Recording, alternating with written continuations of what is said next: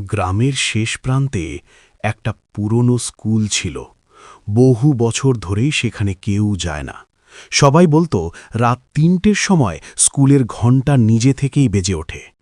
রাহুল আর তার দুই বন্ধু একদিন সাহস করে ঠিক করল তারা রাতে স্কুলের সামনে যাবে। ঘড়িতে ঠিক ৩টে বাজতেই স্কুলের ভেতর থেকে ঘণ্টার আওয়াজ। তিনজন জমে গেল। স্কুল তো বন্ধ, ভেতরে কেউ নেই। হঠাৎ কালো জানালার ভেতর থেকে একটা কণ্ঠ ভেসে এলো। কে কে বাইরে? রাহুল কাঁপা গলায় বলল, চল পালাই। ঠিক তখনই স্কুলের দরজা নিজে নিজে খুলে গেল, আর মাটিতে পড়ে থাকা ধুলোর উপর দেখা গেল পায়ের ছাপ। কিন্তু আশ্চর্য, ওগুলো বাইরে থেকে ভেতরে নয়, ভেতর থেকে বাইরে আসছিল।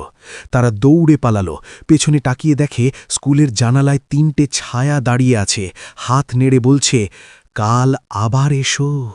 সেই রাতের পর থেকে কেউ আর সেই রাস্তা দিয়ে যায় না, আর স্কুলের ঘণ্টা এখনও প্রতি রাত ৩টে বাজে।